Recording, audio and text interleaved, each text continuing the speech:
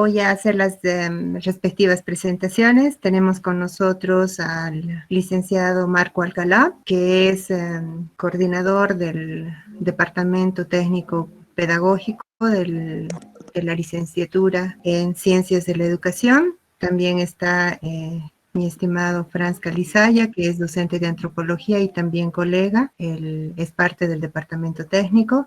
Tenemos al director de Yachaychalacu, que es Eduardo Vázquez. Bienvenido, Eduardo, por estar aquí presentes.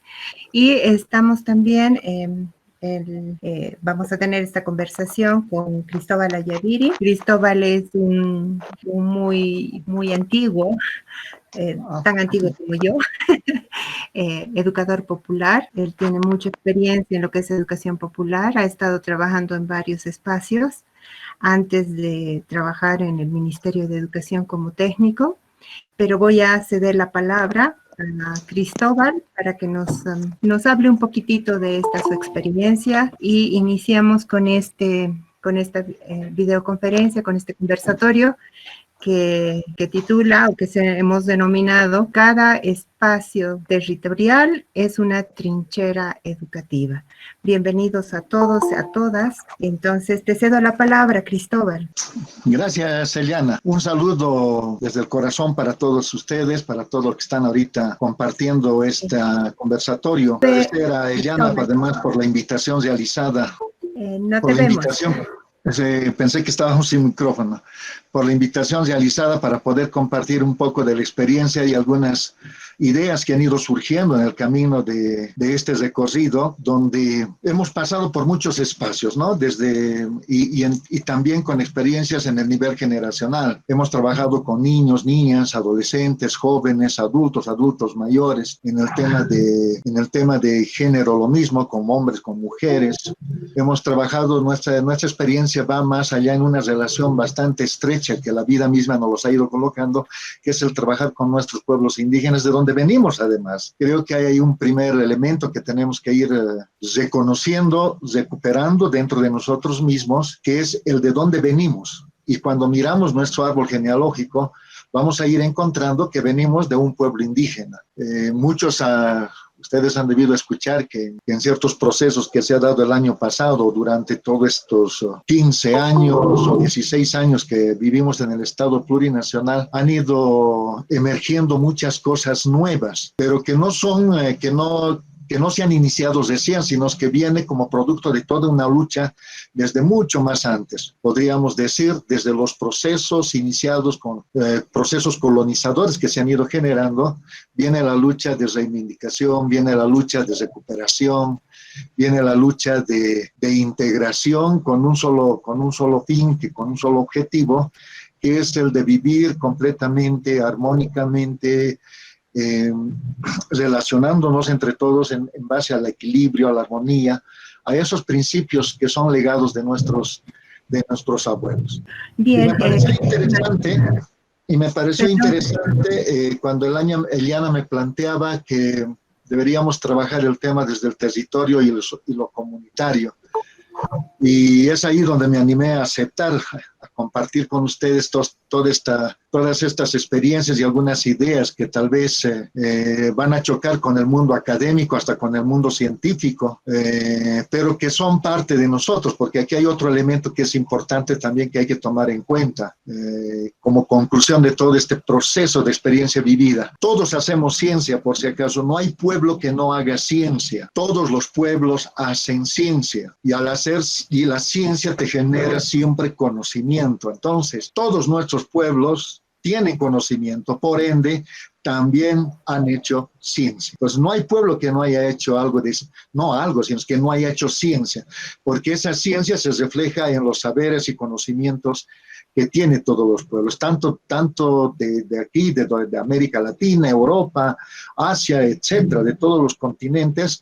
Todos los pueblos existentes han hecho ciencia. Ahora, que la forma de hacer ciencia, eso sí, es diferente. Y iremos viendo en el camino, por ejemplo, cómo ha ido descubriendo que nuestros pueblos indígenas de Bolivia han hecho ciencia, pero además una ciencia mucho más exquisita de la ciencia general que nos plantea Occidente. Entonces, uno de los elementos que a mí me ha ayudado, me ha permitido estar hoy día en esto, es justamente estos elementos que me han hecho, que me han dado la fuerza para decir compartiremos, aunque no soy muy bueno para compartir muchas cosas, pero espero que podamos dialogar más adelante. Haré una presentación en la primera con tres momentos. Un primer momento justamente poniéndonos bien en lo que es el territorio, comprender lo que es el territorio para nosotros desde la experiencia que hemos tenido. Un segundo momento es un poco teorizar sobre esto, cómo está la situación sobre este tema del territorio, cómo lo social o comunitario se va articulando, armonizando. Y un tercer momento, algunos elementos que nos permite decir, a ver, ¿y los profesionales por dónde deberíamos ir? ¿No? Es decir, la formación de profesionales por dónde debería ir. Entonces iremos sacando en estos tres momentos. Hasta aquí esta introducción, si podemos empezar, Eliana, ya con el tema. Bien, sí, me encantaría que acaba de ingresar dos personas que me gustaría nombrarlas. Es nuestro director académico, Raúl Pérez, el director académico de Ciencias de la Educación, a quien le voy a ceder la palabra. Luego, si me permites, unos minutos también a nuestro compañero Marco Antonio Alcalá, que es parte, como ya te había mencionado, es el responsable, el coordinador del Departamento Técnico Pedagógico, y muy agradecida pues de tenerte aquí. Entonces, Raúl, por favor, te cedo la palabra. Posteriormente, Marco, por favor. O al revés, tal vez, si quiere uno primero empezar. Muy buenas tardes. Bueno, no dejo de estar sorprendido, apenas acabo de ingresar, ya me dan la palabra, muchas gracias por el honor. Pero bueno, señor Cristóbal Ayaviri, un placer conocerlo, un gusto estar con usted, gracias por el apoyo que nos ofrece, porque al final de cuentas esta es una labor de toda la sociedad. Bienvenido sea a estas sesiones. Gracias. Marquito. ¿Está sin micrófono? Marc, ahora sí. Sí, ahora sí. Buenas tardes a todos. Cristóbal, agradecerte por la aceptación y participación en este nuevo escenario que estamos. Y la idea es compartir, reflexionar y fundamentalmente pues contribuir en la formación de nuestros jóvenes, ¿no? En este caso de la carrera de Ciencias de la Educación. Muchas gracias y bienvenido. Gracias, Elianita. Muchas gracias. También saludar a Marina Ratia, que está con nosotros. A Alex también se ha contactado, son colegas de la universidad. Bienvenidos, muchas gracias por asistir a estos conversatorios. Bien, diciendo esto, te cedo la palabra para que después de la introducción ya nos entremos en materia, Cristóbal. Muchas gracias. Muy bien. Bueno, a ver, recordando un poco en el proceso de ir viviendo, me llama la atención un encuentro que tuve cuando estaba en el cuartel. Estoy hablando de 1980. No digan, pues así es. En 1980 entré al servicio militar y en el servicio militar me topé con varios compañeros que eran de pueblos indígenas. Exclusivamente en esta experiencia que viví, habían aymares. Una de las cosas que me llamó la atención era que cuando nos hacían buscar el norte, y eso saben los varones que han estado en el cuartel, nos hacían buscar el norte, nosotros mirábamos al norte, es decir, los que veníamos de áreas urbanas, y los que no estaban en ese rollo se daban la vuelta al sur, eran los compañeros de pueblos indígenas, aymares. Y en mi escuadra teníamos 4 compañeros y obviamente llevábamos. Claro, nosotros decíamos desde nuestra concepción en ese tiempo, con 18 años cumplidos, desde ahí yo por lo menos decía, qué tontos, ¿no? Estos son unos, no saben, son burros, porque obviamente como llevábamos palos, no sabíamos a quién echarle la... Y de ahí me fui preguntando, ¿por qué? ¿Por qué pasa esta situación? ¿Qué es lo que sucede con esta realidad que vivía en ese momento? No tenía ninguna explicación, no logré encontrar una explicación más que solamente por tanto palo que nos daban por las equivocaciones que tenían nuestros compañeros. Obviamente generábamos un tipo de rencor, un tipo de malestar hacia él. Otro elemento que me hace pensar fuerte en este tema es mi experiencia de haber llegado al Beni. En el Beni empezamos a navegar por el río con otros indígenas. Y los indígenas todo el tiempo me hablaban del sur, del surazo, de dónde vienen las aguas. Cuando nosotros nos habíamos, la escuela, la sociedad misma donde nos desarrollábamos, nos orientaba más por el norte y nosotros todos bien obedientes a todo ese proceso de formación, orientados por él. Otra de las experiencias, por ejemplo, donde empecé ya ahí también todavía desconcertado, fue la marcha indígena del 90. La primera marcha indígena del 90, donde estaba Marcial Fabricano, Antonio Coseruna, Ernesto Noe, estaba Tomás Ticuazo, ¿no? Entonces, y era interesante los 4 que dirigían esta marcha. A la cabeza de Marcial Fabricano, en su par estaba el Ernesto Noe, Marcial Fabricano de una iglesia evangélica, Ernesto Noe católico. Por el otro lado estaba el Tomás Ticuazo, que también era de una iglesia evangélica, y estaba el Antonio Coseruna, que era de católica. Entonces habían 2 católicos, 2 de iglesias diferentes. La marcha tenía un objetivo: territorio y dignidad. Esa era la consigna de la marcha. En base a eso se ha generado, y esto además tiene una larga historia, no es tan cortita como el acápite o el pedacito que les voy a contar. Resulta que estábamos ya en Puerto San Borja, que queda 20 kilómetros de San Ignacio de Mojos. No es San Borja, es sobre el río San José, si más no me equivoco, pero Puerto San Borja. Nos habíamos quedado ahí. Antes de llegar a ese lugar llegaron las autoridades del Ministerio de Educación, del Ministerio de Asuntos Campesinos en ese momento, y llegó un director, y ahí estaba también Gualberto Rivera, que era un liberalteño, que era el director de asuntos indígenas dentro de esta marcha. Creo que era ese su título. Cuando llegaron, hubo reuniones de diferentes formas, pero una reunión exclusiva hubo con Tomás Ticuazo. Y el Tomás, éramos dos para ellos carayanos. Uno era el que falleció, el profesor Arnaldo Ligerón Casanovas, un gran amigo, y yo, que estaba acompañando la marcha desde Trinidad, que habíamos salido junto con todos. Éramos los únicos 2 extranjeros o extraños dentro de estos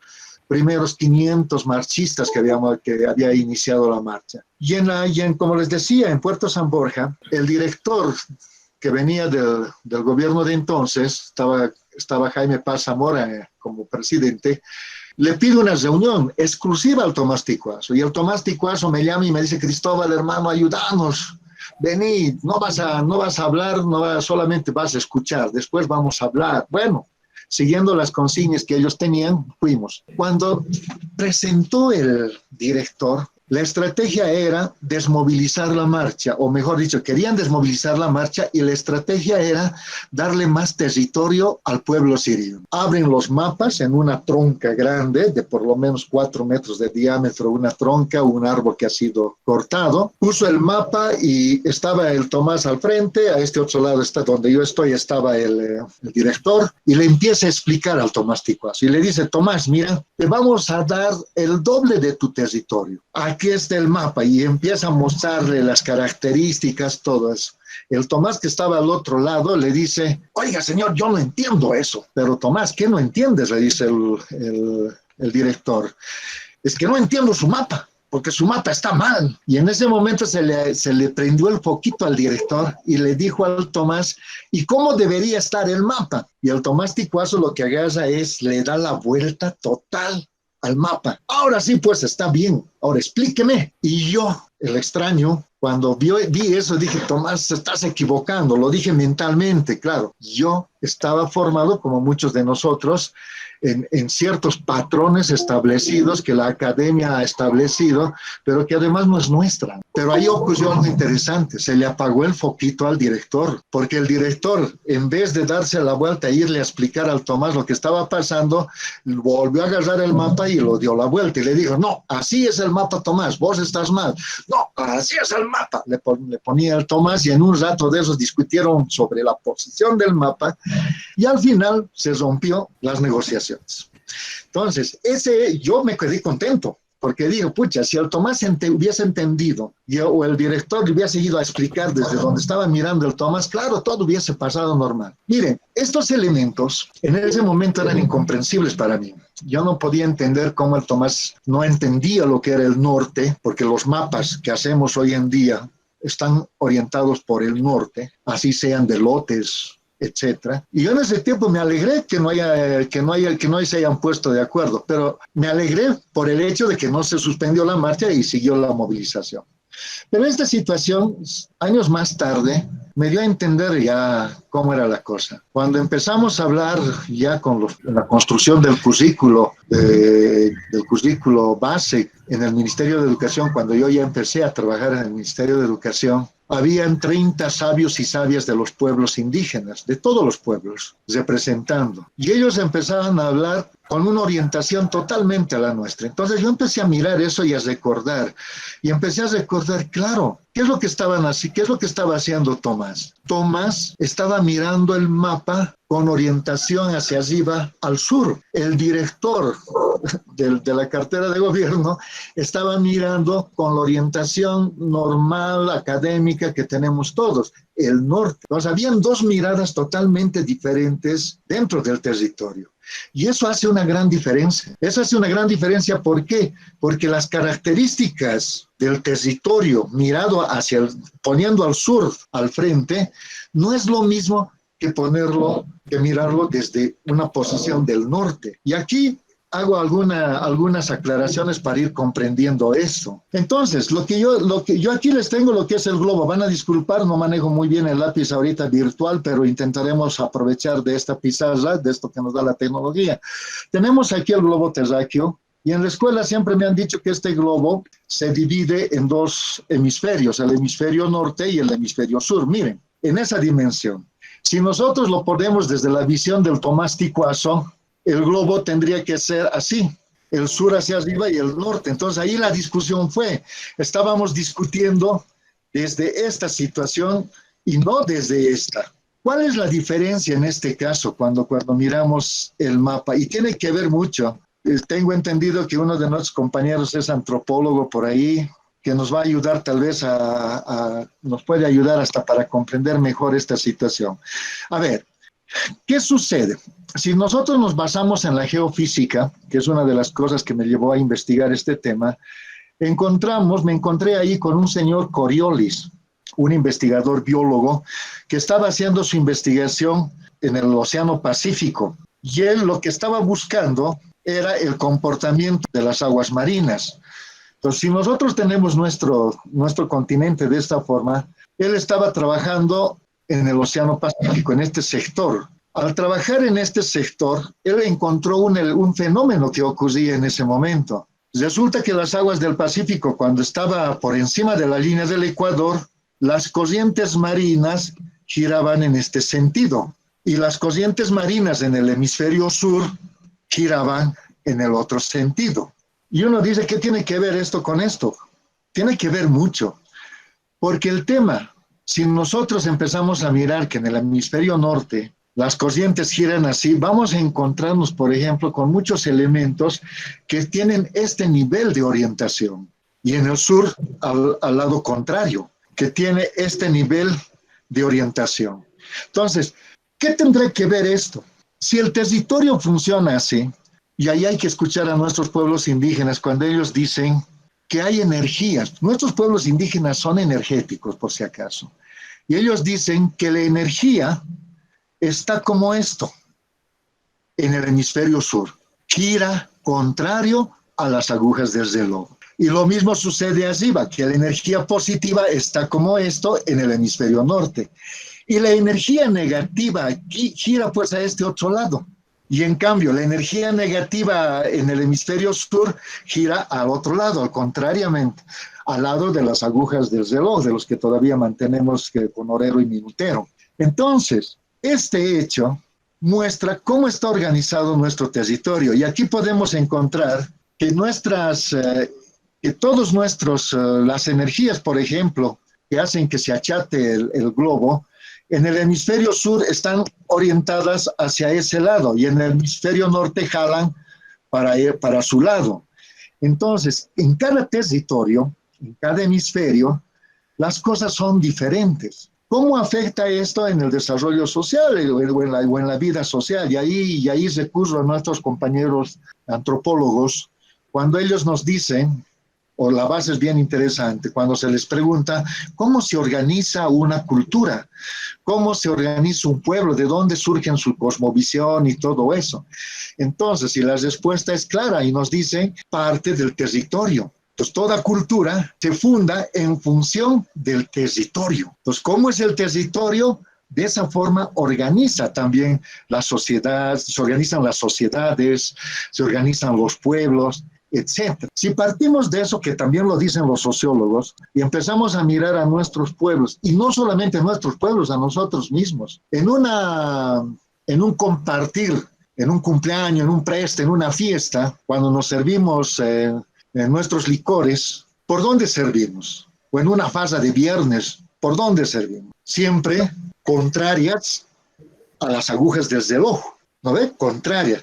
Y cuando va por el otro lado, alguien te la para y te dice, oye, ¿qué está pasando? No lo sabe, porque actuamos en función de nuestro territorio, del hemisferio sur. Ese es el detalle. Pues nosotros nos vamos organizando, no solo en eso, por ejemplo, en la chaya, lo mismo pasa. Cuando estamos haciendo la chaya o la huachta, el agradecimiento a la Pachamama o a las achachilas o a los cuidantes del territorio, como se maneja en el oriente, siempre va lo positivo al lado. Y es natural, no es algo innatural, sino es natural porque estamos conectados con el territorio, con las energías que tiene el territorio. Entonces, en esa dimensión, el territorio viene a ser importante y la forma como miramos al territorio es importante. Miren nomás aquí, ¿cómo estaría el continente americano en este otro lado, aquí? ¿Cómo estaría? El continente americano, el sur, por ejemplo, el sur estaría por aquí. ¿No ve? Aquí estaría el canal de Panamá y aquí estaría Norteamérica. No soy buen dibujante. Pero miren, mirar de esta forma, organizar las cosas desde esta forma, comprender el mundo desde esta forma, no es lo mismo que comprender el mundo desde aquí, porque tienes una perspectiva totalmente diferente. Tienes una comprensión del espacio diferente a la que tienes aquí. Y esta es la forma en que nuestros pueblos miran. Esta es la forma desde donde se construyen nuestros pueblos en todas sus dimensiones económica, social, cultural, política, etc. Miren qué tan importante es entender esto, porque esto nos acerca a que se vayan construyendo ideas, ideologías, proyectos, pensamientos totalmente diferentes a las que la academia nos las ha dado, en otras palabras, a lo que la colonización nos ha hecho, en relación a lo que realmente somos nosotros aquí. Esa es la diferencia. Y mirar las cosas, obviamente, totalmente. Cuando yo empezaba a trabajar, siempre he mirado desde aquí.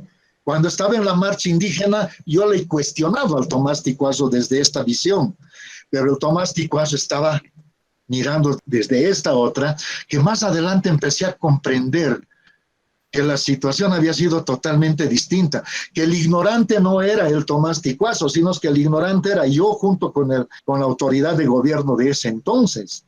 Entonces, ir mirando estos dos, tanto esto como esto, es totalmente distinto. Construir los proyectos desde aquí es totalmente diferente a construir los proyectos desde aquí. Este es un elemento clave en el manejo del territorio que nos permite construir lo demás. ¿Podemos tejer redes sociales desde aquí? Claro que sí, pero no van a ser tan incorporados en la sociedad porque no se relaciona con este otro que sí tiene. Seas o no seas indígena, al estar en el hemisferio sur, actúas desde esta visión, porque tu territorio donde vives está aquí, no está aquí. Y aquí hay otro elemento interesante. Cuando nosotros les hablamos, nos preguntamos con la gente, ustedes saben que en el hemisferio norte, aquí tienen la osa polar del norte. Y aquí nosotros tenemos la Cruz del Sur. Estos dos elementos, por ejemplo, son los elementos que orientan la navegación. En el hemisferio norte, la osa polar del norte, y en el hemisferio sur, la cruz del sur. Entonces, miren, hay una gran diferencia en esto. Nunca nos vamos a orientar por el norte en el sur. Y a veces hasta en nuestro lenguaje está bien calado eso cuando decimos compañeros, o cuando decimos nuestro plan tiene que ubicar su norte. O cuando decimos, compañeros, tenemos que encontrar el norte. ¿Se dan cuenta? Cuando viviendo en este sector, estamos haciendo las cosas con una visión de norte, que no va a funcionar.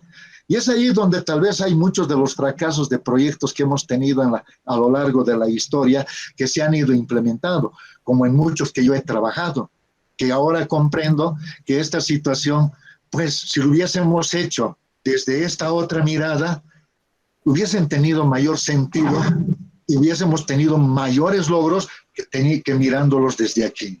Pero no es nuestra culpa, ¿verdad? Es el desconocimiento que hemos ido teniendo sobre esta situación de conocer nuestro territorio.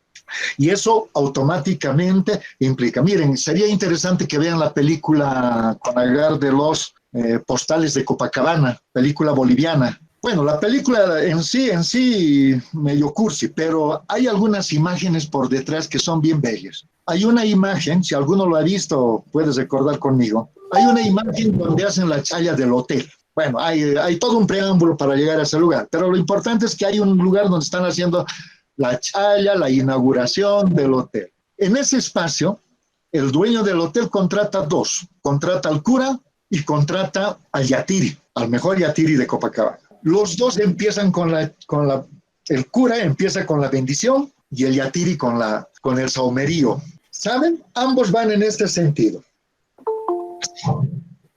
Y hay un momento en que se cruzan y se saludan entre los dos, ¿no? El cura le saluda al yatiri y el yatiri le saluda al cura.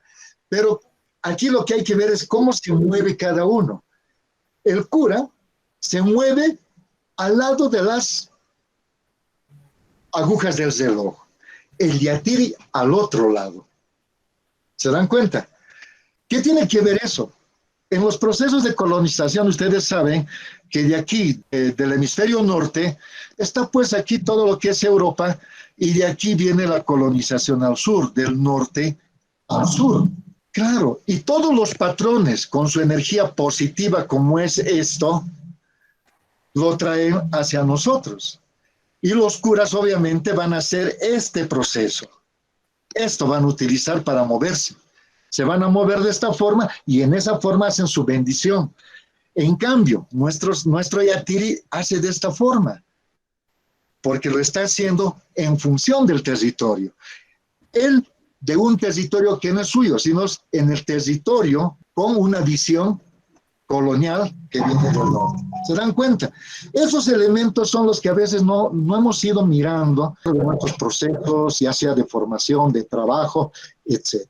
¿Alguna consulta hasta aquí? Bien, invitamos a quien quiera hacer algunas preguntas al respecto de la exposición realizada por Cristóbal. Yo me animaría a hacerte una. Adelante. Voy a dejar primero que las personas que estén con algunas dudas pueden realizar las preguntas correspondientes. ¿Hay alguien que quiera hacer una pregunta? Hola. Sí, ¿se me escucha? Dale, Juan. Pues a mí me parece interesante esto, ¿no? Y de lo que estábamos hablando concretamente es lo que llaman algunos investigadores, ¿no? La pedagogía del territorio. O sea, es el territorio que nos está marcando unas pautas que en este caso están quedando muy claras. Por un lado está esa herencia colonial, colonizadora, contra lo que muchos investigadores estamos, que sería una mirada decolonial, la mirada otra, las epistemologías del sur. Y la que no está presente en la universidad es precisamente esa, ¿no? La universidad sigue siendo el espacio donde se está generando esa colonización mental. O sea, para mí la educación no deja de ser una construcción de subjetividades y en ese sentido la relación con el territorio es fundamental. ¿no? Es lo que nos va a permitir tener lo que Cristóbal de alguna manera nos está señalando, unas propuestas y unos planteamientos que estén de acuerdo con ese espacio territorial. Entonces, para mí, no sé si estoy equivocado, estamos hablando también de esa pedagogía del territorio. Sí, no había escuchado el nombre de pedagogía del territorio hasta ahora, pero me suena interesante. Tendríamos que tal vez trabajar sobre esa línea, ¿no? ¿Alguien más? Eliana, tenías tú. Sí, ¿cómo ha influido esta visión sobre el territorio para la construcción de los currículos que tú mencionabas, Cristóbal? Porque, bueno, tú has sido técnico del Departamento de Diseño Curricular en el Ministerio, tal vez, no sé si estoy equivocada. Sí, estuve desde el 2007 en realidad en el Ministerio de Educación hasta el año pasado. He pasado por varias etapas allá, por varios espacios laborales. Por ejemplo, entré como apoyo a educación alternativa en educación especial.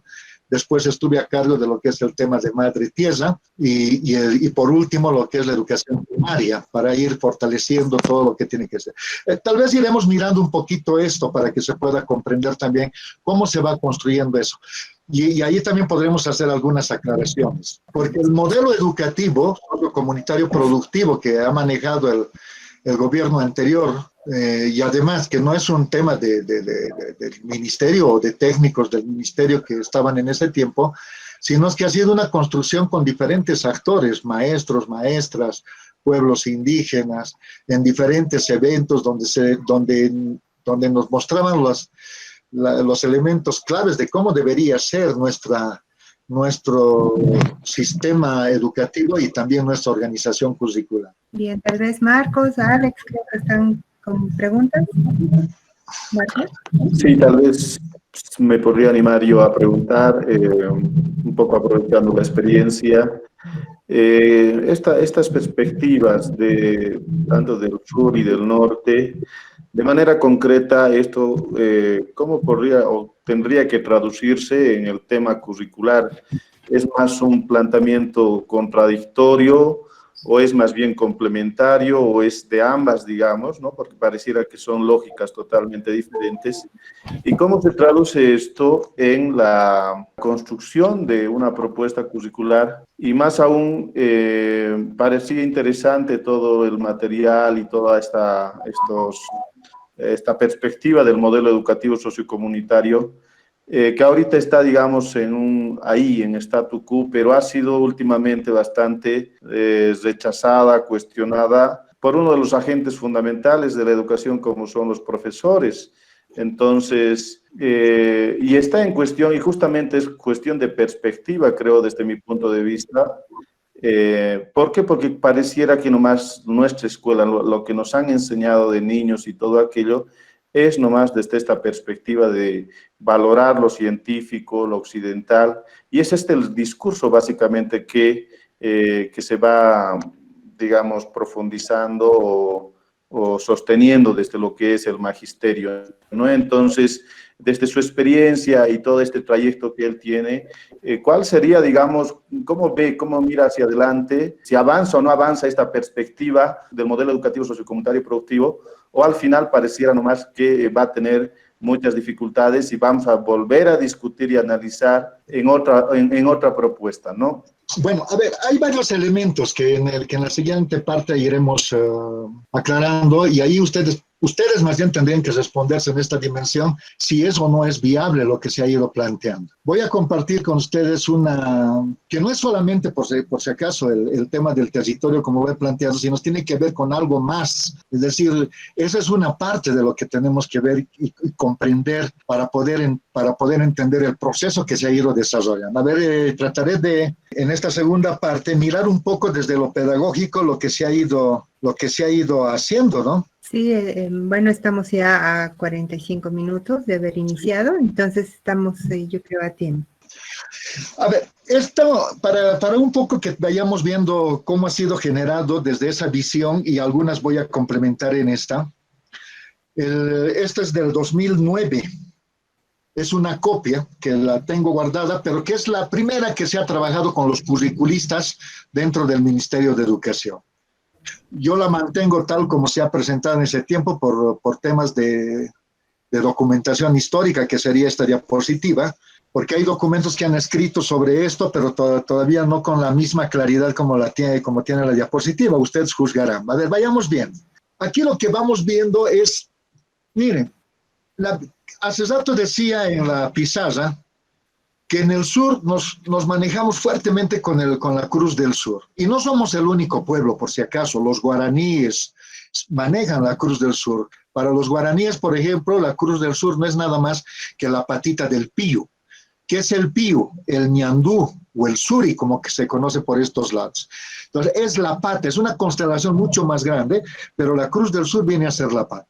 Lo mismo que para pueblos de Argentina, de Chile, pueblos indígenas que han estado, manejan el pío o el suri como una referencia estelar. ¿Qué tiene que ver esto? Cuando agarramos esto de la chacana, claro, los cuestionamientos vienen a decir que es pachamamista y nada científico. Eso está en discusión. Como al principio decía, todos los pueblos tenemos conocimiento. Y si tenemos conocimiento es porque hemos hecho ciencia en cada pueblo. Y la ciencia de cada pueblo es totalmente diferente en sus procesos. Coincidiremos tal vez en muchas cosas, pero yo me atrevo a decir que la ciencia que hacen nuestros pueblos es mucho más específica, es más concreta. Un ejemplo, si ustedes han estado por el lado de Huaki, Pillapis, Jesús de Machaca, de todo ese sector, se mira el Illimani de frente.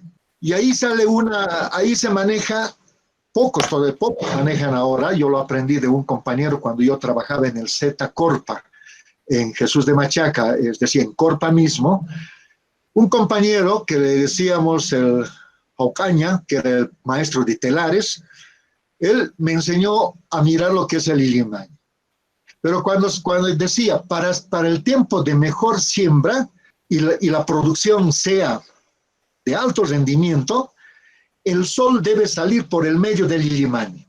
El día que el sol sale por el medio del Illimani es el día en que hay que sembrar. Y él tenía razón, porque la producción de aquellos que sembraban bajo este conocimiento que tenía este maestro, la producción era altísima. Y ahí uno se pregunta, ¿pero cómo ha llegado a esa conclusión, a esa síntesis? No creo que a estas alturas tengamos que pensar que alguien nos ha iluminado, ¿verdad? Sino que eso ha sido un producto de transmisión de la síntesis. Simple. Cuando el sol sale por el medio del Illimani, es tiempo de sembrar para una buena producción. Nos hemos quedado con eso, pero nos hemos olvidado de todo el proceso que viene atrás en el proceso de ir construyendo este conocimiento. Ahí podemos imaginar, yo me imagino en ese sentido, que no era solamente un trabajo de una persona, sino era un trabajo comunitario, que empezaban a mirar y a escuchar, a leer la naturaleza, a leer el cosmos, a leer la madre tierra, y empezaron a mirar, a ver, ¿cómo sucede esto? Y eso ha surgido por muchos tiempos. A mí, cuando el sol sale de ahí, yo siempre he tenido buena cosecha. A ver, probaremos. ¿No ven?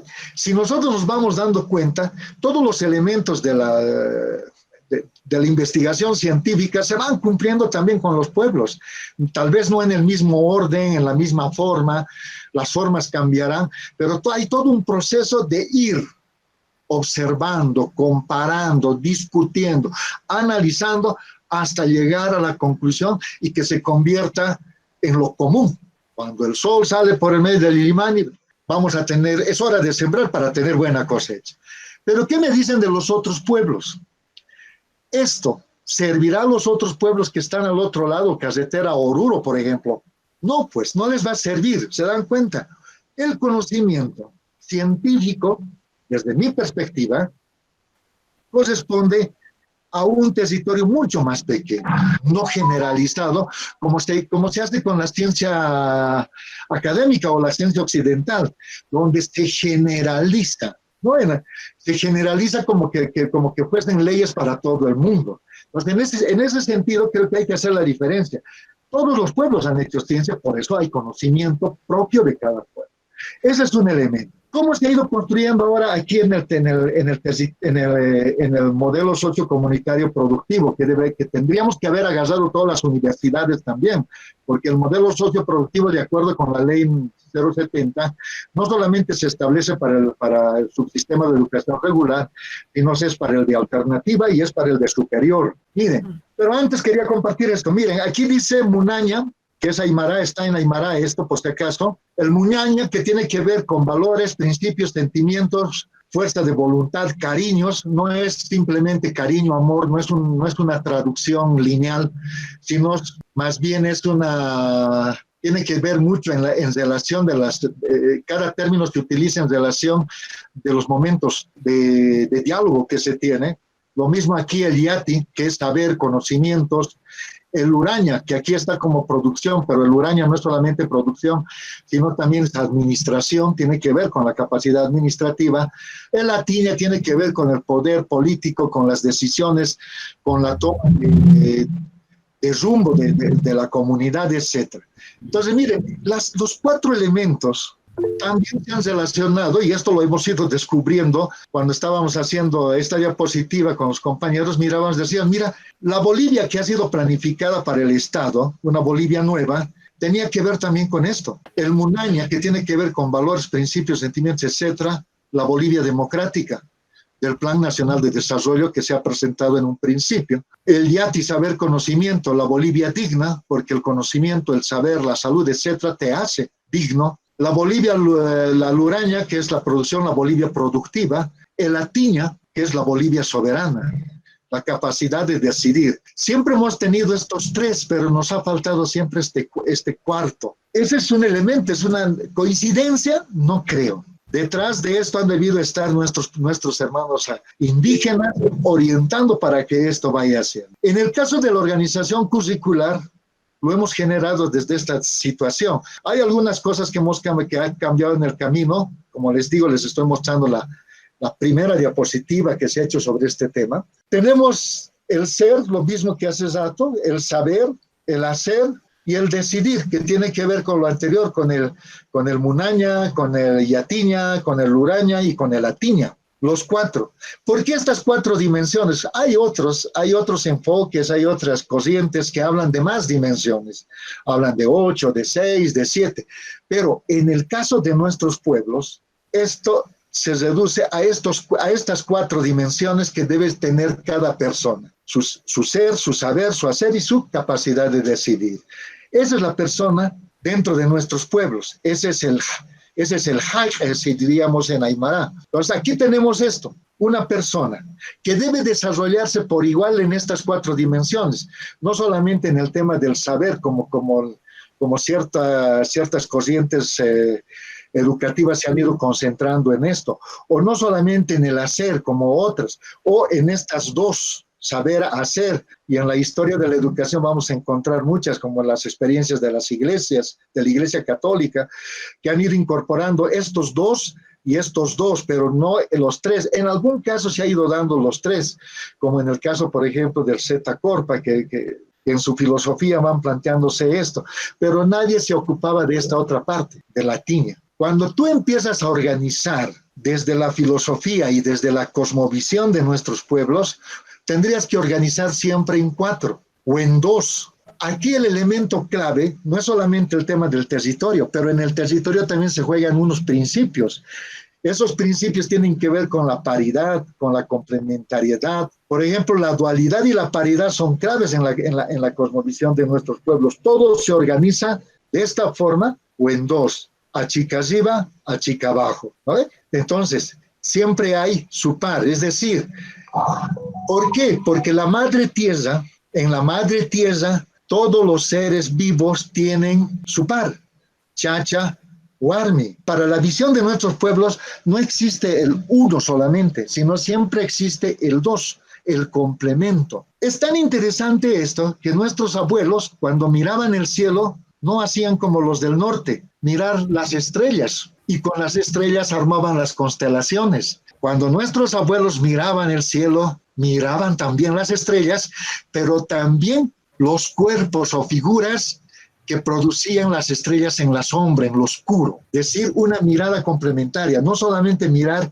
lo deslumbrante, sino también lo oscuro. Y en lo oscuro encontraban el complemento de lo que deslumbraba. Entonces, imagina, siempre una mirada en dos. Si nosotros nos damos cuenta, nosotros siempre miramos lo claro, pero no miramos lo que hay detrás de eso, lo que puede haber de eso. Y ahí hay muchas respuestas que pueden ayudar a solucionar muchos problemas y a generar procesos educativos totalmente diferentes.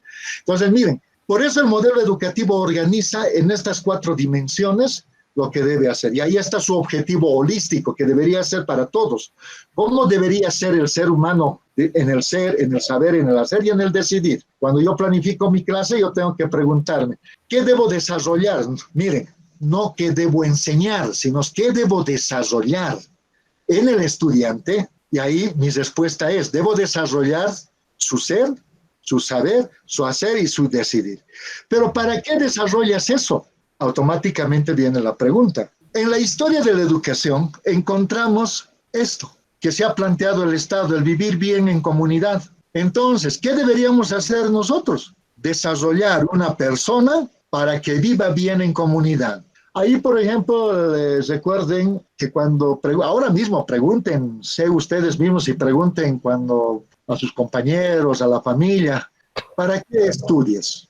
¿Para qué vas a estudiar? Y las respuestas son diversas. Para que sea buena persona, para que sea profesional, para que sea profesor, para que no sea como yo. Infinidad de respuestas, las más claras estas que les he dicho. Pero nunca ha habido un paradigma conjunto de la educación. Lo mismo pasa con el tema de la formación de maestros, por ejemplo. Y si hacemos eso un ejercicio con los estudiantes en nuestras universidades, seguro que cada quien va a tener una respuesta diferente. ¿Para qué estás estudiando ciencias de la educación? Para educar a los niños, para hacer procesos educativos, para diseñar, ¿se dan cuenta? Pero no hay un bien común, un paradigma que nos lleve a hacer un desarrollo integral como Estado, también como persona. Entonces, cuando nosotros empezamos a pensar en el desarrollo de estas 4 dimensiones tienen que congruir en el vivir bien. Es decir, está bien, estás estudiando para ser profesional, pero un profesional que ayude a vivir bien en comunidad.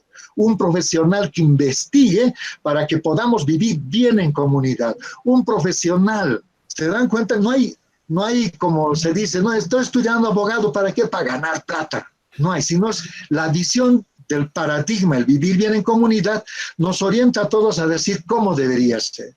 Y este puntito de esta relación de los 4 es el punto clave. Porque este es el punto de la armonía, es el punto del equilibrio. En otras palabras, podría atreverme a decir que son los principios de la tetraléctica.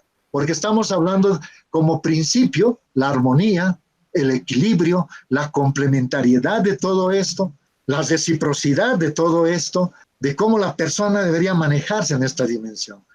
Estas son las bases con las que se ha hecho la organización curricular.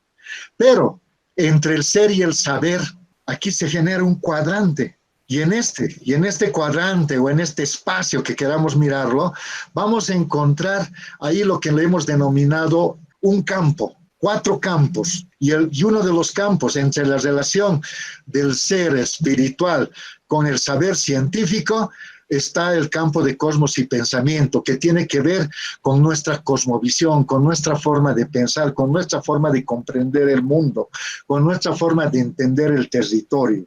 Entre el saber y el hacer tenemos ciencia, tecnología y producción. Claro, los conocimientos científicos que están relacionados con la producción nos genera conocimientos que tienen que ver con eso, una ciencia y una tecnología que esté orientada a la producción.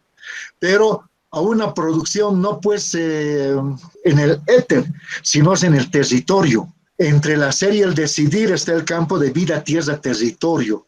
Este es un elemento donde la riqueza, donde se genera, se tejen procesos científicos que se desarrollan aquí, se aplican aquí. Y por último tenemos el otro campo, entre el ser y el decidir, que es comunidad, sociedad, las relaciones entre los seres humanos. En una relación circular, vamos a comprender que nuestra relación es netamente holística, totalmente holística, porque no puede haber un campo sin el otro campo que están relacionados con el desarrollo del ser. Dentro de esto, en esta relación se va mostrando esta relación holística, ¿no?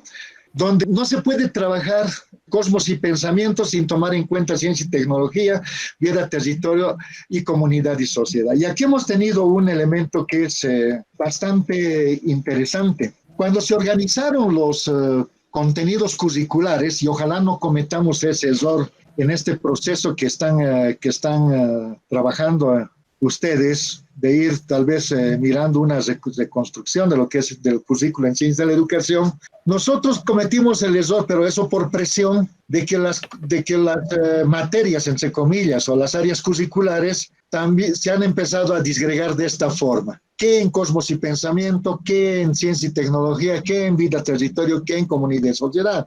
Por ejemplo, les pongo la discusión más grande que ha habido. ¿Dónde va a ir la matemática? ¿Va a ir a cosmos y pensamiento un gran porcentaje? No, que vaya a ciencia y tecnología y producción, un mediano porcentaje. Y un pequeño porcentaje decía, todas las áreas curriculares deberían ser circulares, no pertenecientes a cada campo, porque si nosotros trabajamos la matemática, tiene que ser una matemática desde la cosmovisión, desde la ciencia y tecnología, aplicada en la vida y en el territorio y que sirva a la comunidad y a la sociedad. Todas las áreas curriculares deberían ser circulares. Ahí fue donde nos detuvimos y ahí empezaron, sobre todo con los maestros, no querían perder la tuición pensaban que al ser circular sus materias iban a desaparecer. Ese fue el miedo, por eso no pudimos avanzar más. Pero, por ejemplo, hubo una discusión interesante, ¿la matemática aquí o aquí? Y ahí la discusión ganó que sea aquí. ¿Pero por qué? Porque tiene que ser una matemática aplicada, no tiene que ser solo una matemática abstracta, como es el pensamiento. Por eso entró la matemática aquí. Sociales, las ciencias sociales, pero las ciencias sociales tienen varias disciplinas, entre ellas geografía. Geografía se queda aquí, cívica y el otro se van aquí, historia se van aquí. ¿Y cómo es eso, no? Entonces, cuando empiezas a mirar desde este otro enfoque, la estructuración hasta del mismo sistema educativo cambia. No es un sistema que nos traen desde el norte y nos las imponen, sino se construye desde nuestra visión, desde lo intra, no desde lo inter, sino desde lo intracultural para dialogar con lo inter. Si lo intra no está fuerte, es muy difícil hacer una interculturalidad, que eso es lo que ha pasado con el magisterio, que no ha logrado comprender esto y que obviamente a esto le ha denominado pachamanismo, que no es, si ustedes se dan cuenta, que nada tiene que ver con eso. Esta ha sido la estructuración, pero estos son los elementos así, de forma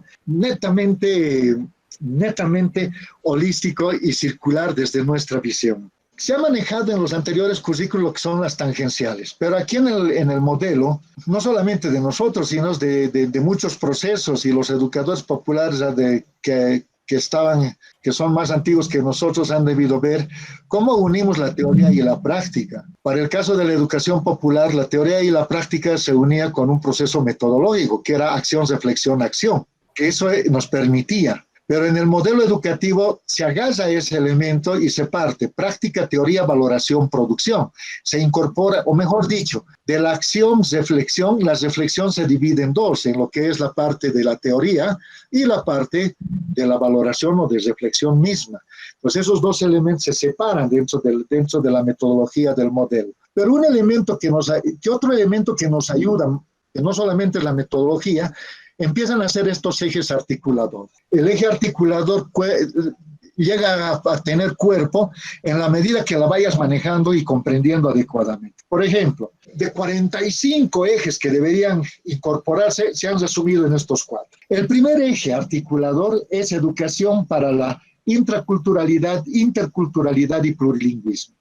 Es decir, que todo proceso educativo tiene que estar bien ligado al manejo de la lengua propia, de la lengua asumida como es el castellano y de una lengua extranjera, que podría ser, dependiendo del tiempo y de los momentos, el inglés, el mandarín, el francés, etc. Pero en este caso se parte de lo propio. el desarrollo de la propia lengua, porque en la propia lengua, en lo intra de la propia lengua, está el conocimiento de nuestros pueblos. Es el transmisor, es el que recupera el conocimiento y transmite el conocimiento de la cultura, de la propia cultura, del propio pueblo o nación. Por eso este eje articulador y el modelo mismo genera y establece que se debe fortalecer las lenguas vivas que están ahorita, recuperar las lenguas, aquellas que están, y darle mayor fuerza a aquellas que están por desaparecer para que no desaparezcan.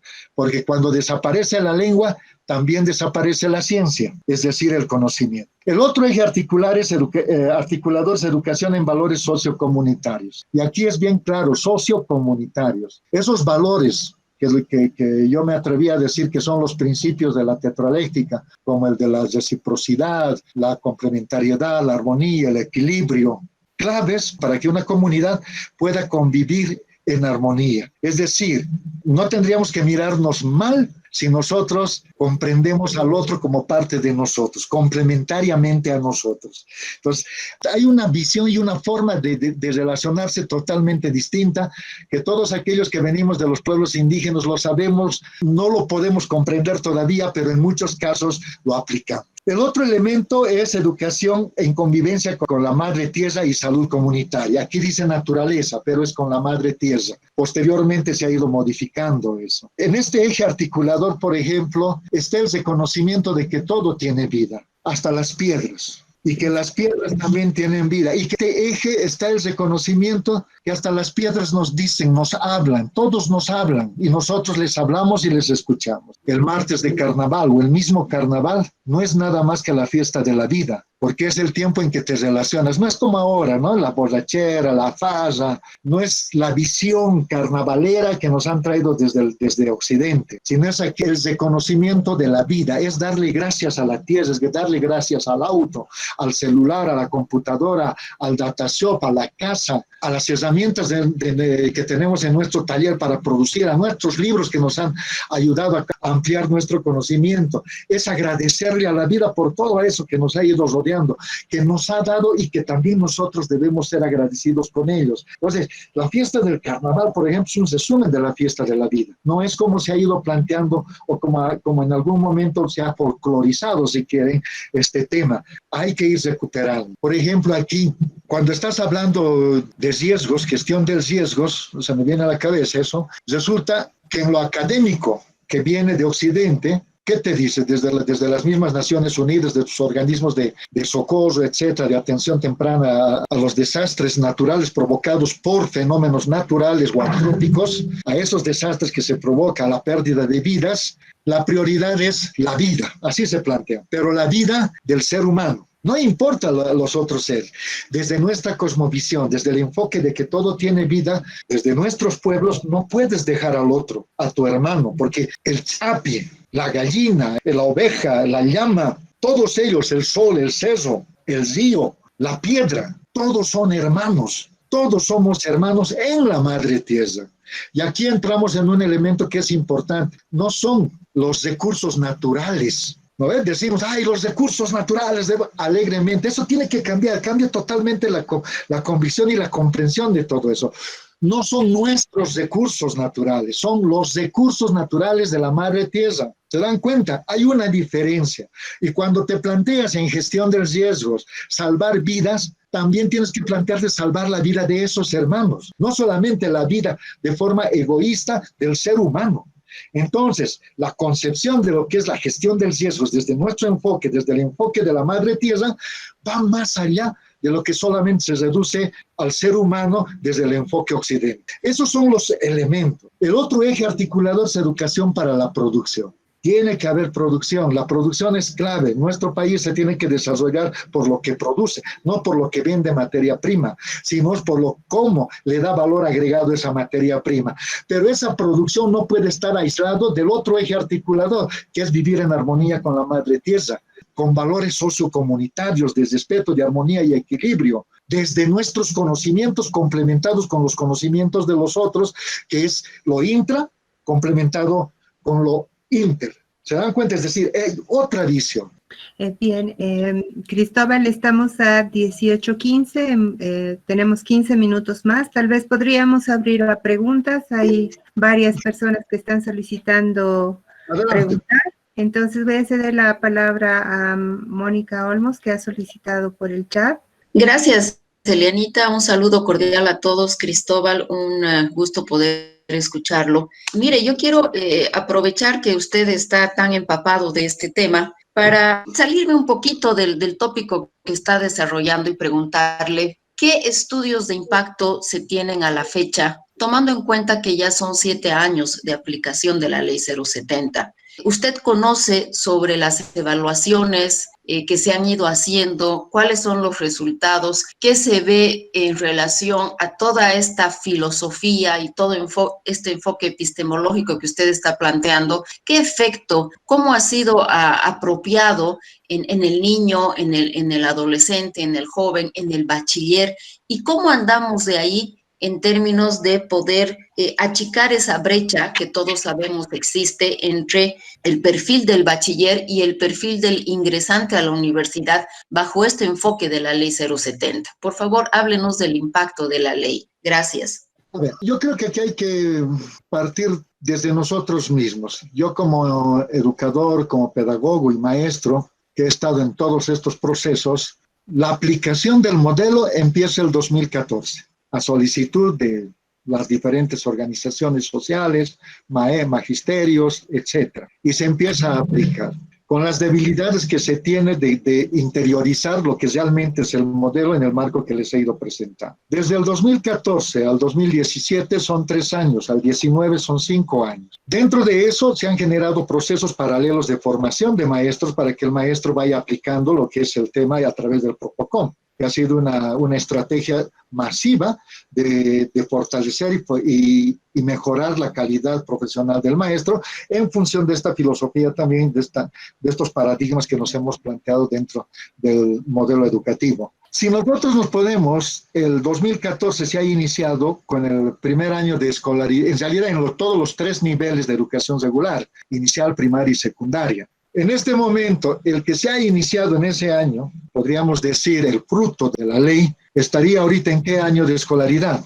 Estamos hablando de 6 años, debería estar terminando la primaria. Momento en el que teníamos que hacer la evaluación, que ha sido suspendido abruptamente por todo lo que nosotros conocemos que ha sucedido en octubre. No se olviden que estábamos en 2 caminos en ese proceso. Una evaluación desde el modelo y una evaluación desde lo que la región nos ha planteado a través del IESE. Yo he sido muy crítico en el sentido de la evaluación que nos ha planteado el IESE, porque el IESE solamente mide lo que es saberes y conocimientos, no mide las 4 dimensiones. Pero paralelamente, el Observatorio Plurinacional de la Calidad Educativa estaba trabajando en cómo medir el impacto en las 4 dimensiones, el desarrollo en las 4 dimensiones.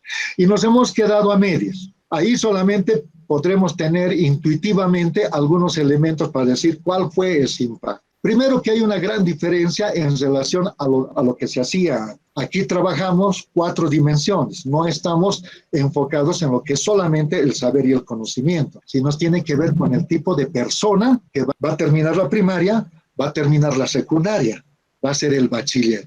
¿Qué es lo que se ha pretendido en esto? Y ahí, por ejemplo, les resumo el perfil en los 4 ejes articuladores. Un estudiante terminando la secundaria debería ser una persona que se reconozca a sí misma como parte de su propia cultura, en diálogo intercultural con otras culturas, con valores sociocomunitarios de armonía, equilibrio, complementariedad, produciendo ya sea productos tangibles o intangibles, en armonía y equilibrio con la madre tierra.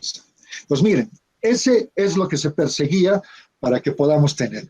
El producto del modelo deberíamos ver en 12 años, es decir, de aquí a 6 años más. Y obviamente que ese producto no iba a ser como lo que estábamos pretendiendo, porque ustedes saben que implementar todo un modelo no es de 1 año, no es de 2 años, no es de 3 años, porque hay que desmontar la formación que hemos ido llevando nosotros mismos como maestros. Yo como maestro recuerdo muy bien lo que me formaban en la normal, lo que me han formado en la universidad. Entonces, que hay que reestructurar eso que ustedes están empezando a hacer, hay que reestructurar totalmente para poder ver. Paralelamente se estaba desarrollando eso. En realidad, el producto real de un proceso de transformación dentro de este enfoque de modelo, lo tendríamos que haber visto recién de aquí a unos 30, 40 años. Ni siquiera nosotros lo íbamos a ver. Si no, podrían verlo los nuevos profesionales, los nuevos jóvenes que se están formando en las universidades o en las normales, ellos recién podrían tener una idea clara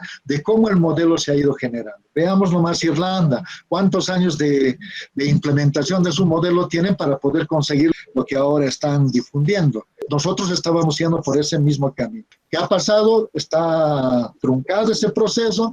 Estamos tratando de volver ahorita a lo que tradicionalmente se ha venido generando con la ley 1565, con paradigmas que no son nuestros, sino son de Occidente, que no están orientados a la recuperación y a la revalorización de nuestra identidad, de nuestro territorio, a las relaciones humanas, a esa forma de tejer las relaciones humanas desde el pueblo. Bien, ¿alguien tiene la palabra? ¿Alguien quiere tomar la palabra? Eliana, ¿Sí? por favor, a mí. Por favor, Raúl. Mi estimado señora Yaviri, Cristóbal, ¿no? Listo. Primero me place cuánto han avanzado y me complace mucho más que usted ha estado también en los lugares que yo había estado, pues. Yo soy fundador, parte fundadora de lo que es Toralapa Tiraque, de modo que he trabajado con Javier, Eduardo, bueno, ese equipo, ¿no? Y justamente ahí habíamos visto por primera vez cómo estaríamos estructurando alrededor de la chacana un pensamiento propio, ¿no? Pero como le decía a un principio, me complace ver que se ha desarrollado bastante porque hasta la imagen ya tiende a lo tridimensional, cuando estaríamos, conforme también ustedes han avanzado en la declaratoria de Tarata, entonces la tetraléctica y todas estas cuestiones. Pero me permito hacer lo que ya con Javier discutíamos justamente a propósito de estos fenómenos de gravedad, de estos fenómenos de ubicación de la Tierra, etcétera, por qué el agua es absorbida en hueco, que lo experimentan además como un elemento turístico en el Ñaupa Quito, ¿verdad? Entonces, nuestro cuadro tenemos que voltear, es decir, nuestra cruz tenemos que voltear. Esta diapositiva que que está compartiéndose en la anterior, creo que está en una visión plana, si se quiere cartesiana, ¿no? Sí. Ahora ya no es cartesiana. Por favor, si pudiéramos ver. Bueno, parece que entonces habría que voltear para poner el tema del ser abajo, en tanto y cuanto le agarra la lógica de nuestra articulación con la Pacha. Podría parecer un juego de palabras, podría parecer un juego, perdón por decirlo, hasta epistemológico, que no es nuestro oficio, no es nuestra condición. El CAI no se discute, para recurrir al lenguaje, que es otro punto favorable o importante, favorable en el sentido para el desarrollo de esta teoría que estamos intentando estructurar, pertinente en el sentido de que es coherente. La lengua no es más que una expresión de la vivencia. Por eso decía juego epistémico o epistemológico. Yo no creo que nuestra labor central esté centrada en ello, ¿no? Valga la redundancia. Yo creo que nuestra labor está en entender nuestro CAI, nuestro causai. Entonces, ahí creo que cuando la señora Mónica contaba, y no creo que se haya salido del tema, sino está articulado todo esto porque la vida está orientado a ello.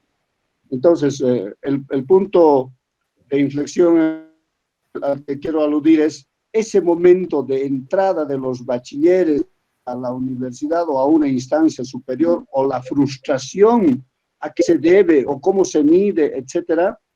Creo que ahí justamente, insisto, es un punto de inflexión, es que el sistema educativo, a mi gusto, a mi manera de ver, todavía no ha engranado, y nosotros en la universidad quienes estamos intentando llevar por estos senderos del pensamiento a algunas personas, a lo más selecto que se pudiera detectar, nos es imposible porque ya está cargadísimo de prejuicios en última instancia para poder reorientar una mirada de una cosmovisión, ¿no? Palabra también importada, pero que al final expresa de la manera más propia que una reflexión o un pensamiento, tal vez, no sé. Son conceptos que todavía, por ejemplo, para hablar de la lengua, no se pueden traducir algunas palabras que expresan en toda la dimensión lo que en quechua, por ejemplo, que es el área que yo como lengua madre domino y además enseño, no pueden tener traducción. En el caso más próximo a lo que sería la reflexión o la racionalidad y la propia cosmovisión sería el jamut, ¿no? Una mezcla que yo no sé si es quechua precisamente, parece ser aymara, y si es quechua, la raíz podría ser jamuy, venir al encuentro de uno mismo. ¿Cómo es eso? No sé. Entonces estoy a la pesquisa de algunas palabras, casi en un trabajo de filología, y bueno, espero en algún momento tener la lucidez para encontrar, como en el caso de la palabra su que encontré precisamente en el quechua, ¿no?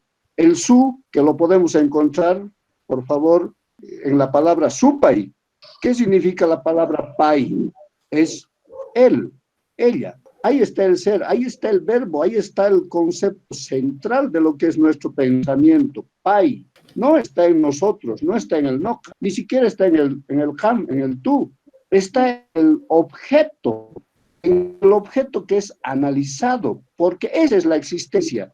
Y entonces sucede que en unión, en fusión, para hablar con Einstein, en fusión de esas dos palabras encontramos una dinamita, el supay, que no es precisamente el demonio cristiano que nos han hecho imaginar con alas de murciélago, con cuernos, con colmillos, con colas, con patas de cabra, no sé. Y toda maldad se la atribuye a él. Bueno, en fin, él, insisto, él era el pensamiento de nuestros ancestros, además con reverencia, de una persona, de una entidad que no lo habían visto. Sin embargo, se lo respeta. Es el su, es una entidad. Entonces, así, esas cosas, volviendo a la chacana, el ser no es más que el kaininche, para hablar en pluralidad. Y el kaininche no puede estar en las nubes, está en contacto con la madre tierra, por ejemplo. Y así podríamos crear otras sesiones en las que podríamos profundizar estos puntos de nuestro Hamut ahí, ¿no? De nuestro pensamiento propio, de tal manera que nos entendamos y que no nos preocupe el lograr los sitiales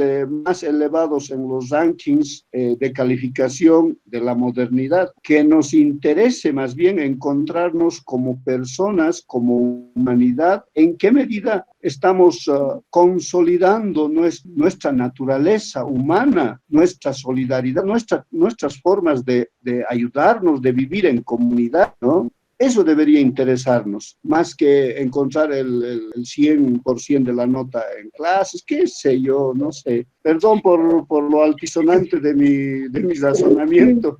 Raulito, podríamos seguir digamos, compartiendo todo esto, pero se nos ha hecho muy corto el tiempo, ya son las 18:33, esta charla debía durar hasta las 18:30. Me preocupan los megas de los estudiantes que ya han ido abandonando uno tras otro. Y tengo una pregunta más. Eliana, perdón, dime. Una aclaración bien sencilla que es bien importante. Cuando nosotros estamos mirando en lo tradicional o en lo colonial, digamos, estamos trabajando, siempre miramos en este plano, arriba, abajo, izquierda, derecha, ¿no? En estos planos manejamos. Cuando miramos la chacana, y esto le agradezco al hermano que me antecedió, lo tenemos que ver así. No hay una categorización de arriba, no hay una categorización de poder, sino se mira en este sentido. El ser, saber, hacer, decidir puede estar en cualquier lado, no está arriba ni abajo, sino en un plano netamente horizontal, donde nada se sobrepone al otro. Esa es una forma que los sabios aymaras me explicaron cuando miramos desde nuestra cosmovisión, lo debemos mirar en esa forma, no como en pizarra, así va abajo, como la presentación que les he hecho, ¿no ven? Tengo la pregunta de Alex, al parecer él ha sufrido algunos percances con su micrófono. La pregunta que él nos hace es ¿cómo se ha coordinado las políticas educativas con los territorios municipales? Y no sé si me permiten, los que todavía quedan, unos 5 o 10 minutos más para que Cristóbal responda a esta pregunta, y seguramente habrán muchos estudiantes que están también con muchas interrogantes. Hemos priorizado las preguntas de los docentes, de los invitados especiales, entonces voy a pedirte por favor que seas muy concreto en tu respuesta, y para que queden 5 minutos que puedan hacer alguna pregunta o tengan alguna interrogante los estudiantes, por favor. Muchas gracias además a cada uno de los estudiantes que nos acompaña el día de hoy, que en realidad es para ellos este tipo de charlas. Gracias. ¿Cómo se coordina con los territorios municipales? Bueno, la ley es clara en eso, es decir, dentro del sistema educativo tenemos los niveles. Primero está la unidad educativa, posteriormente está la dirección distrital, sobre eso está la dirección departamental y el Ministerio de Educación. En el ámbito municipal, la coordinación tiene que ser entre la dirección distrital y el gobierno municipal. Ese es el nivel más local, más territorial, porque dentro del municipio están las unidades educativas y quien se encarga de organizar todo este proceso, articulando las políticas municipales con las políticas nacionales, tiene que ser el municipio, la dirección de educación, que en muchos casos tiene el municipio, con la dirección distrital de educación. Estos dos se deben articular de tal forma que deben dar respuesta a las necesidades que tiene cada uno en cada territorio, la población que habita ese territorio. El nivel más administrativo. Y en lo curricular tiene que ver ahí con los 3 niveles del currículo.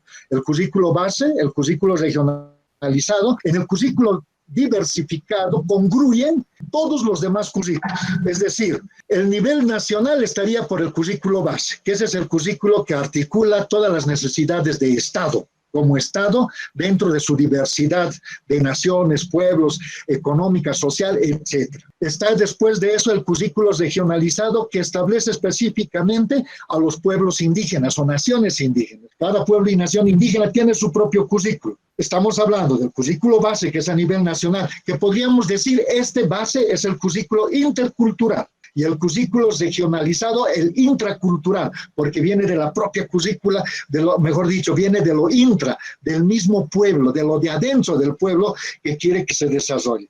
Y el currículo diversificado nace de las necesidades de lo más micro, del territorio, de la comunidad, del barrio, del vecindario, etcétera. Entonces, tenemos uno que es administrativo y tenemos uno que es curricular.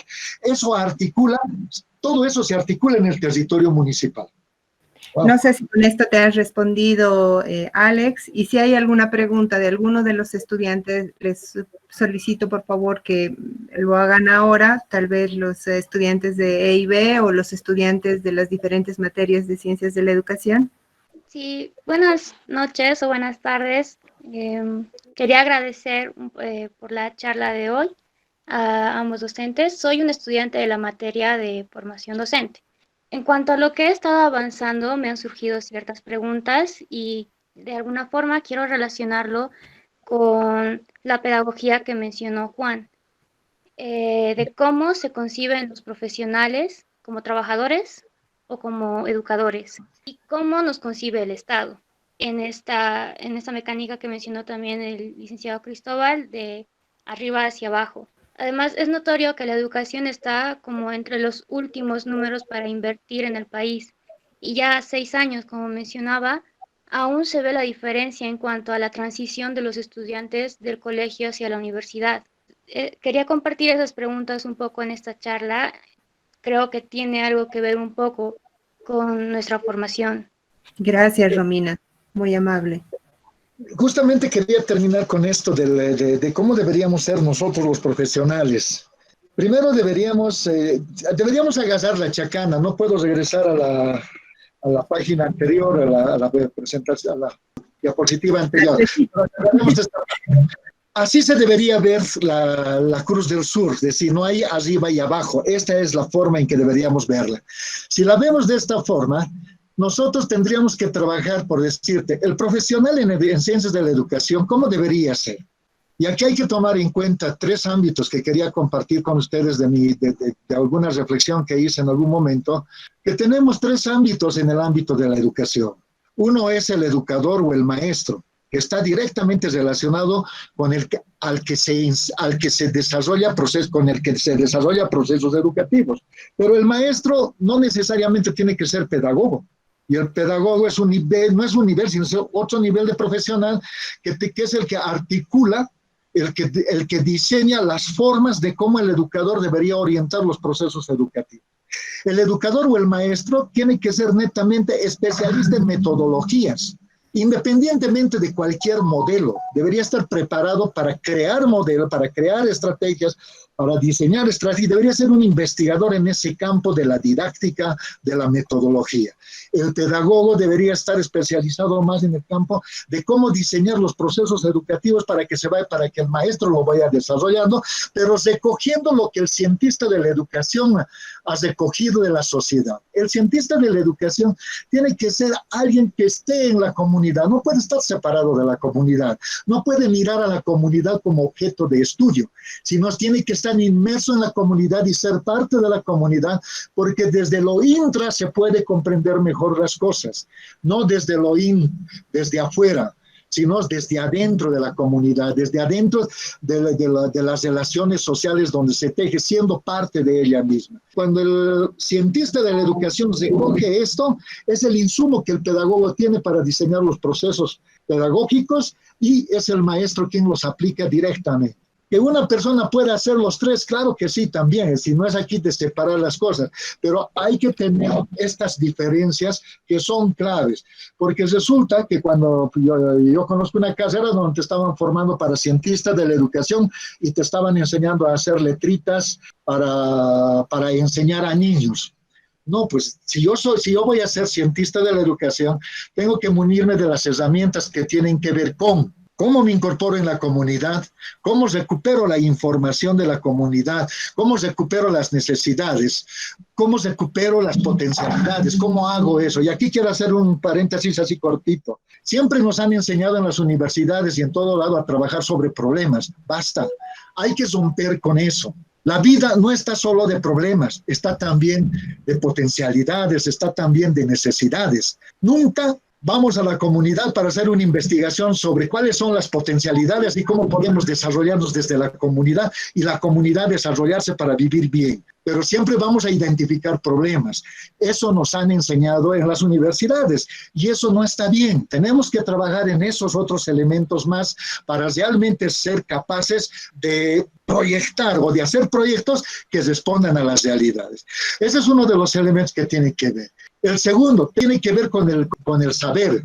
Tenemos que saber y manejar herramientas que nos permitan recuperar potencialidades, problemas, necesidades y otros más que encontramos en la comunidad. Cuando estamos hablando del ser, tiene que nomás ser una persona que encuentre sus raíces, porque si no encuentra sus raíces, si es desclasado, si mira a los demás desde arriba, siempre va a ser impositivo. Nunca va a poder sacar proyectos desde la comunidad. Son elementos ahorita que los planteo, que por el tiempo los estoy tratando de resumir y meter en este pequeño vasito de 3 minutos. Bueno, no sé si respondí. Gracias. Sí, gracias. Gracias, Romina. Hay una pregunta más.